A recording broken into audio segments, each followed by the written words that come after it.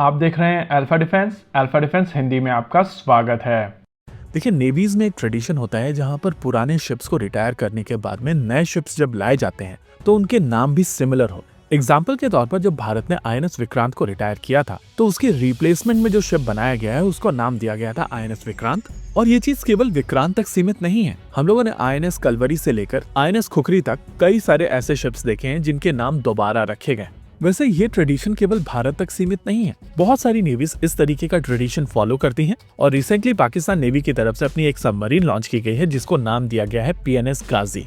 इस सबमरीन के बारे में बात करने से पहले इस ट्रेडिशन को समझ लेते हैं। आमतौर पर पुराने शिप्स का नाम रीयूज इस वजह से किया जाता है ताकि आप एक लेगेसी को कैरी कर सकें। पुराने शिप्स का क्रू एक लेगेसी छोड़ता है और नेवीज की तरफ से कोशिश की जाती है कि उस लेगेसी को मेंटेन किया जाए। एग्जाम्पल के तौर पर आईएनएस विक्रांत का रोल 1971 वॉर में काफी सिग्निफिकेंट था और ईस्ट पाकिस्तान के नेवल ब्लॉकेड में सबसे इम्पोर्टेंट पीस आईएनएस विक्रांत ही था। इसी वजह से जब भारत ने अपना पहला एयरक्राफ्ट कैरियर खुद बनाया है तो उसको नाम दिया गया है आईएनएस विक्रांत।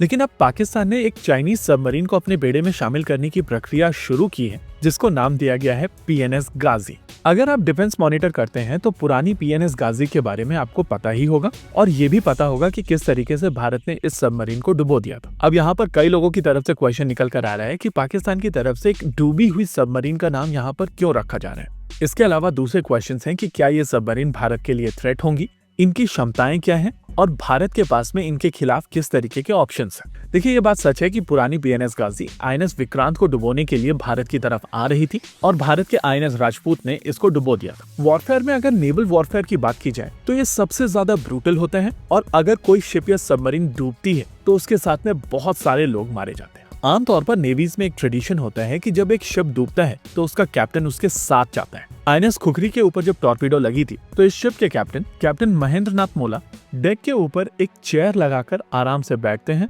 अपनी स्कॉच को सिप करते हुए सिगार के साथ पानी के अंदर चले जाते। अब जब हम लोग पीएनएस गाजी के बारे में बात करते हैं तो उसका फेट भले ही कुछ भी रहा लेकिन उसके ऊपर मौजूद क्रू अपने शोर से इतनी दूर आकर इस तरीके का एक डेयरिंग मिशन करने की कोशिश कर रहा था और ये चीज काफी है नए गाजी के क्रू को मोटिवेट करने के लिए। एज सच अगर इस सबमरीन की बात की जाए तो यह हांगोर क्लास की चौथी सबमरीन है और पाकिस्तान नेवी आने वाले समय में 8 ऐसी सबमरीन अपने बेड़े में शामिल करेगी।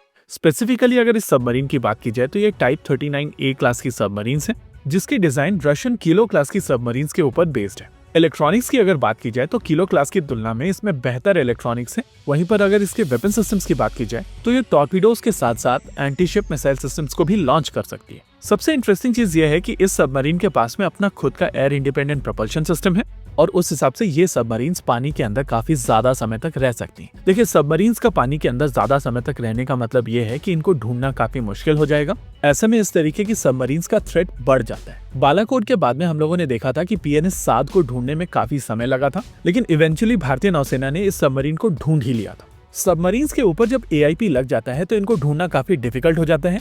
लेकिन अगर आप इस फोटोग्राफ को ध्यान से ऑब्जर्व करेंगे तो आपको समझ में आएगा कि यहाँ पर प्रोपेलर छोटा है लेकिन प्रोपेलर के ऊपर नंबर ऑफ ब्लेड्स ज्यादा हैं और इसका मतलब ये है कि ये सबमरीन थोड़ी ज्यादा नॉइजी है। इस तरीके के प्रोपेलर्स आमतौर पर किलो क्लास की सबमरीन्स में 1980s में देखे जाते थे और अब इम्प्रूव्ड किलो क्लास की सबमरीन्स में बेहतर प्रोपेलर्स मिलते हैं। ओवरऑल अगर क्षमताओं की बात की जाए तो पाकिस्तान नेवी के पास में अब ऐसी क्षमताएं आ जाएंगी जो उनके पास में अभी तक नहीं है। लेकिन अगर इन सबमरीन्स को लेकर एज सच बात की जाए तो ये बहुत ज्यादा सिग्निफिकेंट टेक्नोलॉजी नहीं है और इसी वजह से इन सबमरीन्स को पकड़ना उतना डिफिकल्ट नहीं हो। हालांकि 8 ऐसी सबमरीन्स जिनके ऊपर एयर इंडिपेंडेंट प्रोपल्शन सिस्टम है वो भारतीय नौसेना के लिए सरदर्द तो जरूर बनेगी। इसी के साथ आज के इस वीडियो में रखते हैं केवल इतना ही। वीडियो को अंत तक देखने के लिए धन्यवाद। देखते रहिए अल्फा डिफेंस। जय हिंद।